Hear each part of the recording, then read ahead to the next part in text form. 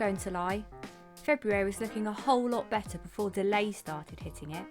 At one point we were due to see Square Enix's new looter shooter Outsiders and Ubisoft's Riders Republic, but everyone took a look at the Cyberpunk 2077 Farrago, did a brave Sir Robin and ran away. What are we left with? Not much in honesty, but there are still a few noteworthy titles to talk about. Not least is Little Nightmares 2, the sequel to the deserved sleeper hit that made Yellow Raincoat scary again.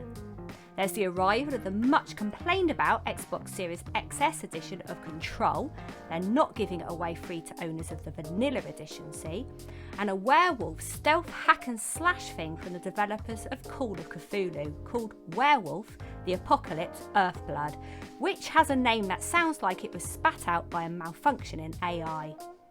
But strip out the AAA titles from a month and it lets the indies shine. If there's a theme to these smaller titles this month, it's cash-ins, or if we're being a little less cynical, games that take us on a wild, nostalgic ride around old favourites. Horses for courses. Expect riffs on Crazy Taxi, Overboard, Diablo, and bizarrely, WrestleFest.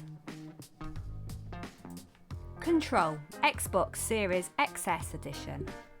Having missed the Series XS launch date as the DLC was still being polished, Remedy are finally launching the next-gen upgrade of Control on the 2nd of February. What does the next-gen upgrade mean in pure performance terms? Expect 60 frames per second as standard, with the ability to knock it down to 30 frames per second and enable ray tracing. Control was a game that already looked stellar on Xbox One, so the two new graphic modes will be a feast. We'll take any opportunity to jump back into one of 2019's Games of the Year, if we're being honest.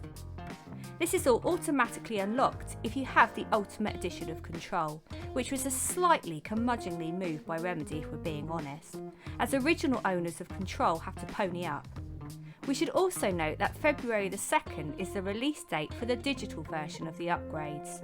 But if you want to buy everything from scratch physically, you're going to have to wait another month. Werewolf the Apocalypse Earthblood. Terrible title aside, Werewolf the Apocalypse Earthblood has a few things going for it. It's by Call of Cthulhu and Styx developers Cyanide Studios, who have a habit of cranking out rough-edged games that sit somewhere in the AA area, as in not quite AAA but more lavish than your average indie. They don't make them like this anymore. On the 360 you'd have games like Dark Sector and Binary Domain, but they've dried up on modern generations. The trailer's suitably slick and bodes well, and we're all in for a game where you play as a stacked werewolf. We're racking our brains for the last time we got to play as a werewolf in an Xbox title and are coming up short. From the little that we've seen, it's also trying to mix the unmixable, stealth and prototype style mega destruction. Honestly, this one could go either way. It's certainly trying something new, and the involvement of Cyanide Studios pretty much guarantees that there will at least be some memorable moments, suspect dialogue, and a smattering of decent ideas. Anodyne 2 Return to Dust. February comes packaged with 3 so willfully bonkers that they have to be played games, and the first is Anodyne 2 Return to Dust. This is a sequel to Anodyne, which was always a brave name to give a game, considering it essentially means somewhat dull. That game was a straight Zelda clone, but Anodyne 2 Return to Dust is not willing to repeat the trick. Instead, what we have is a 3D adventure game that's trying to capture the fuzzy, polygonal look of an N64 title. And when you dive into the bodies of characters in that world, the entire art style shifts into the 2D Zelda view, and you play through their bodily organs like a dungeon. Of course. Oh, and your character can morph into a car at will for fast travel purposes. There's story reasons for it all, of course, as you're a nano cleaner in the land of New Zealand, which effectively means you're Dennis Quaid in inner space, shrinking down to insert yourself into the ill. Not the first job we'd choose in a sci-fi futurescape. Still, Anodyne 2 Return to Dust has originality on its side, and frankly it nails the N64 aesthetic. It's not the first console that modern games look to emulate, and we can't recall many games that have attempted it. It looks great. Little Nightmares 2. Grotesque puzzle platformer Little Nightmares gets a sequel this month, and it's going to be the highlight of February for many. The first was something of a sleeper hit, and OG devs Tarsier Studios are back on board. 6, The Girl in the Yellow Raincoat, is also back, but you won't necessarily be playing as her. Instead, Little Nightmares 2 introduces Mono, a boy with a box on his head. 6 is fading out of the world, and it seems the blame for this falls on the signal tower, which is distorting the world with a mysterious broadcast.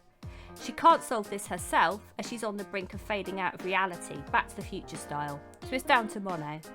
As with Little Nightmares, it's all about where you go and what you're trying to avoid.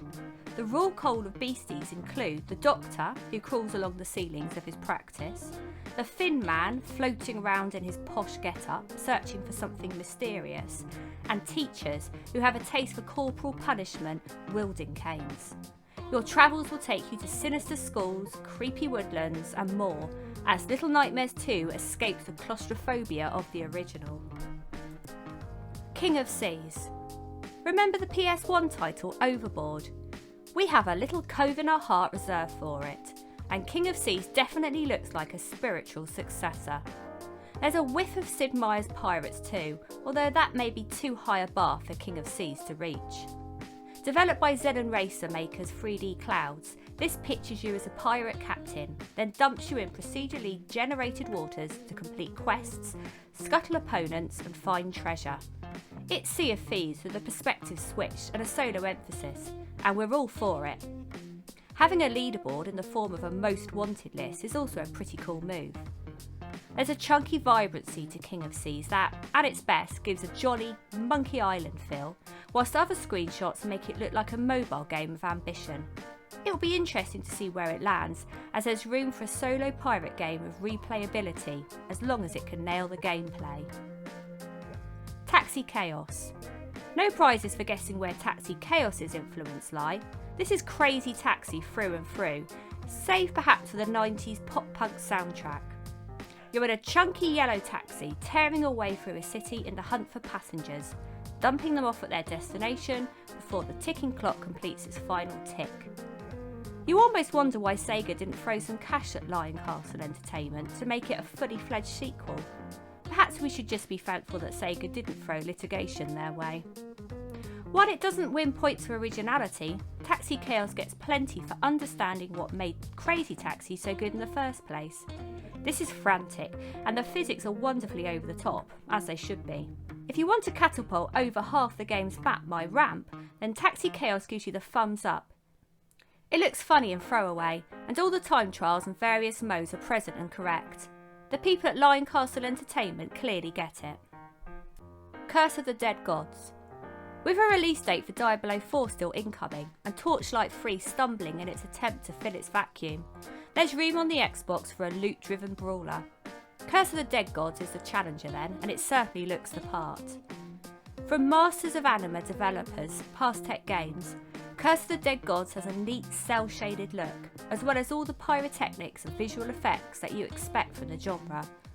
It looks a step above the majority of hack and slashers we see on the Xbox, at least in terms of production values, and the emphasis seems to be on fun.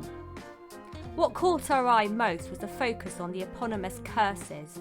It seems that you get to upgrade your character through all the expected loot drops, including swords, armours and guns, but you also get relics which buff you considerably, but with a downside.